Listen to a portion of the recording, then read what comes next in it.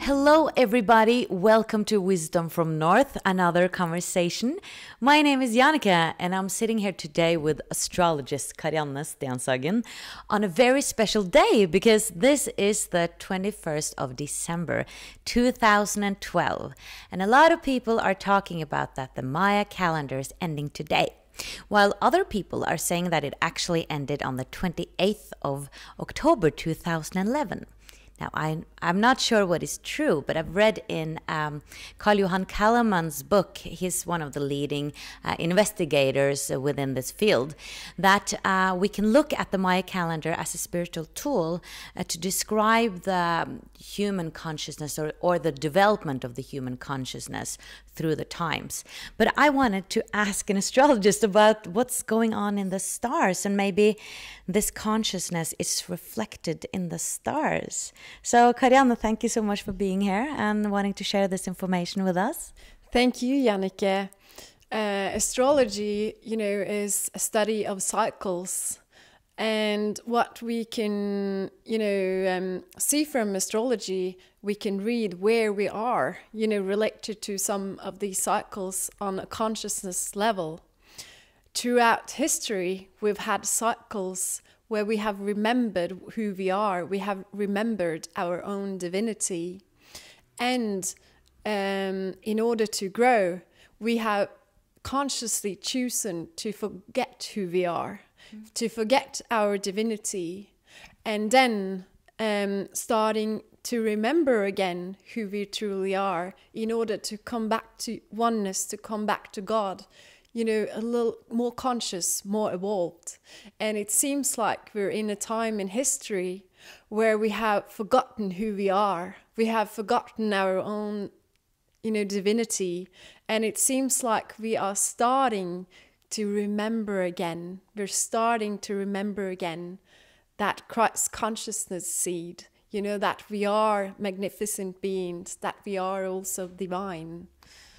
Okay, you mentioned Christ consciousness. Can you talk a little bit about that? Because Jesus in the Bible, 2,000 years ago, is that what are you talking about? That we're actually having Christ within ourselves? Exactly. In a way. 2,000 years ago, Christ was a man on earth that had integrated his own divinity. He remembered who he was.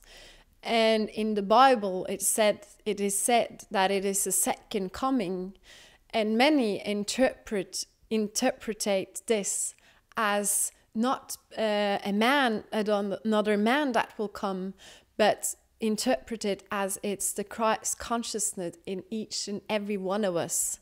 We don't know, but maybe that's what's starting to happen, that seed of Christ consciousness is starting to grow. So what are the stars showing us about 2012 especially? It really shows that it's a time, it's challenges, but it's really a time for growth in our consciousness. We can see that there's lots of change related to the outside structure. As consciousness before, you can say in one level we've been more children, we've needed an outside structure that took care of us, like the government, like religions. It's, and what's happening these days is that we're starting to see cracks, in the outside authority. We're starting to see their shadows. We're starting to see corruption. And that is because some of these outside structures was built upon man-made laws and were not, built upon universal laws. And what's happening is that we want more individual freedom, and we're starting to regain our own authority. And before we do that, we start to see through the outside authority. Maybe things aren't worse than it was before, but we're more, this is just speculation, but maybe we are more ready, to see that this outside authority, it doesn't lead to any personal freedom. So now we're starting to see the shadows so we can regain our own authority. And in astrology, this is reflected in the planet of Saturn, which represents structure, authority, conformity.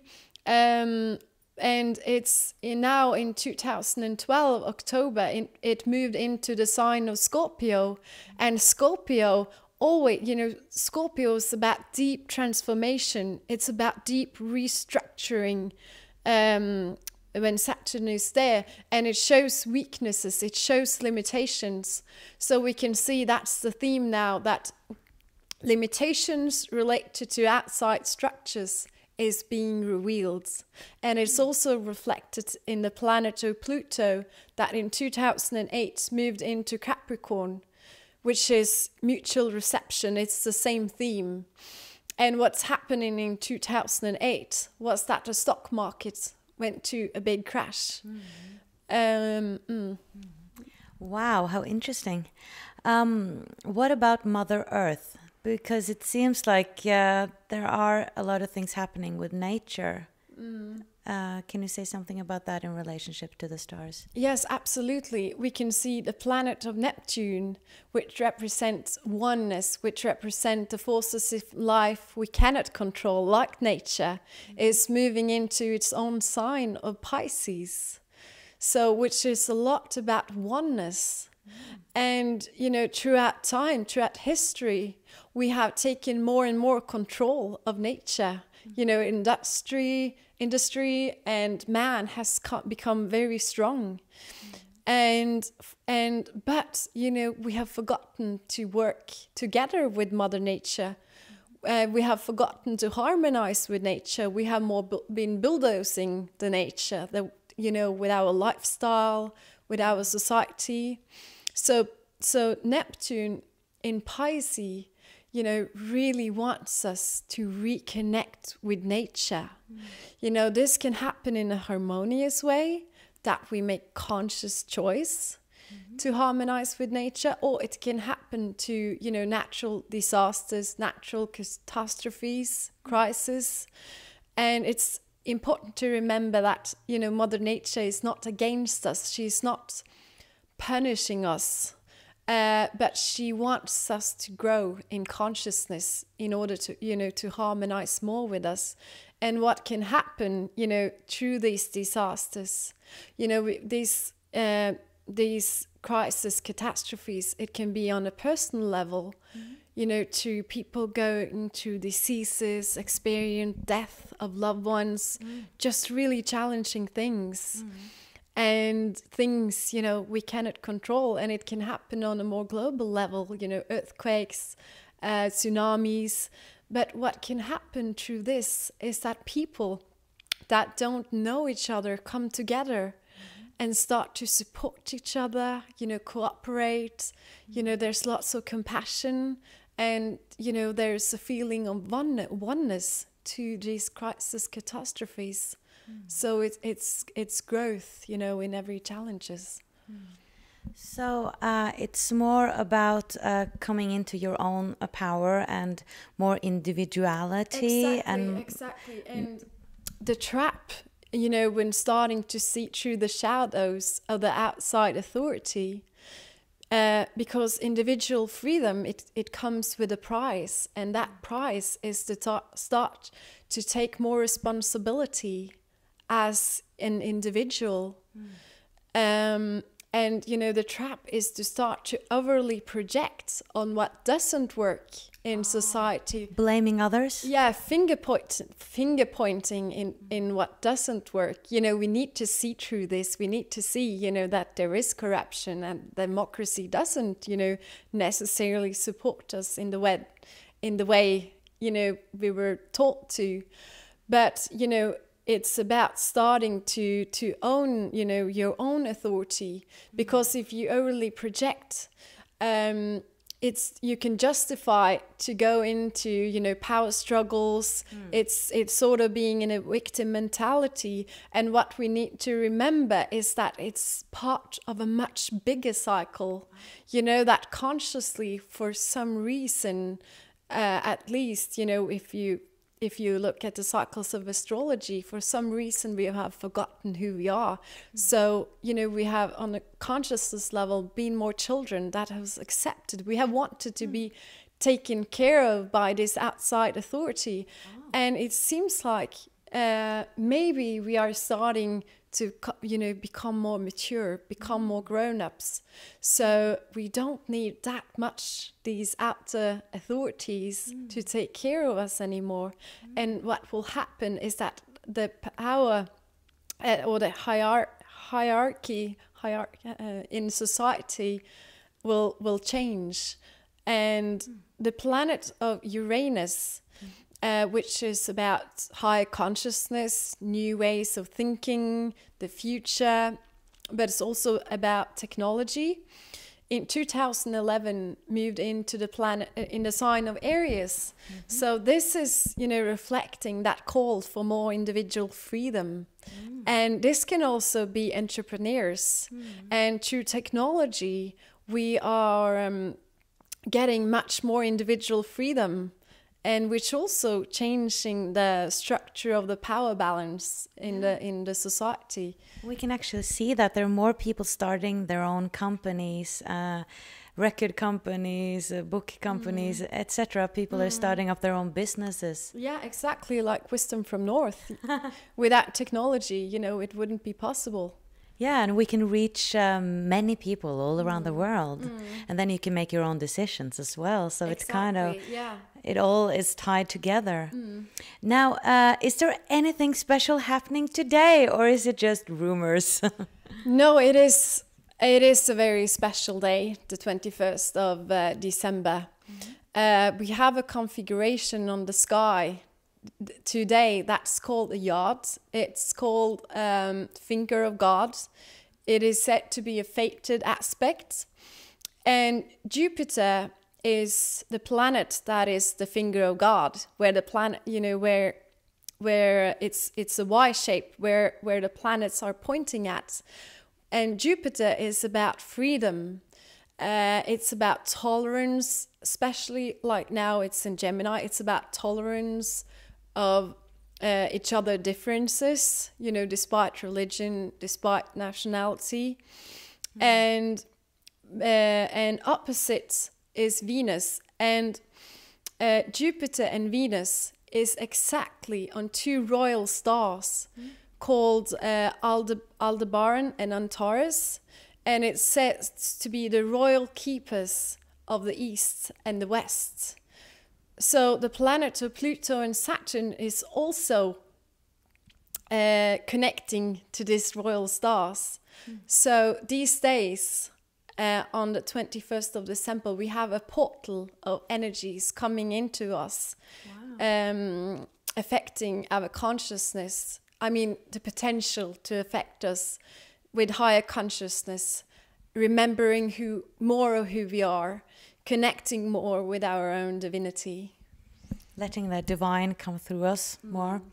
And we mentioned, we just did this interview in Norwegian as well, and you mentioned there was a struggle within ourselves towards like choosing your own individuality instead of going towards the old structures, and that there's a struggle between those forces. It is. In this time, we can see in society a polarization between the people that really wants to hold on to status quo, that really wants to hold on to the old structure, to more hold on to the more mental ways of living in the world. And another part that really wants new ways of living, you know, that wants to follow their heart, that is, you know, feel that they're ready to live in new ways. When this is also something that can reflect inside each of every one of us, because there are parts of us that are really ready to embrace the new. and parts of us that are afraid to start to live in new ways because the old can sometimes be familiar and safe. But it is really a time, if we want to experience freedom, it is a time to embrace the unknown. And we can see that there is a need to start to do things in a new way, both on a political, on a society level and on a more individual, personal level. And, that outside authority, the ultimate authority is the parents. And so on a more individual journey, we are in a process where we are on the one level, we're starting to questioning the outside authority. And on another level, we can start to question our own conditioning, how we were brought up from our parents, how we were supposed to be, the choices we were supposed to take. And the same trap is to start to blame your parents, but your parents were only a reflection on the consciousness at the time. And did I mention the, that the outside authority could have been based on man-made laws? Did I mention that? A little bit, but you can tell us more. So that's also to start to reconditioning, what you got from your parents, and starting to harmonize more with universal laws on a more personal level. Basically follow your truth, follow your heart. And since we are starting to see that outside corruption, the cracks of the outside authority, it's also a time to really, take the mirror up, towards yourself and start to see at your own level of corruption. Right. Because each and every one of us have, compromised ourselves during our lives. So that's really, how we can stop finger pointing out and instead, look at our own inner corruption, of course, without judging ourselves. But that's a way to really keep our integrity and to stay humble. Wow. So there's great potential for learning, especially now and especially today. It is. I mean, today, especially around 21st of December, is this portal. So we are especially being supported during these days. But this shift in consciousness is also on a longer, it doesn't just happen today. It's within our lifetime. We will see that there is a shift of consciousness. So it is a very, exciting time to be alive. So many changes.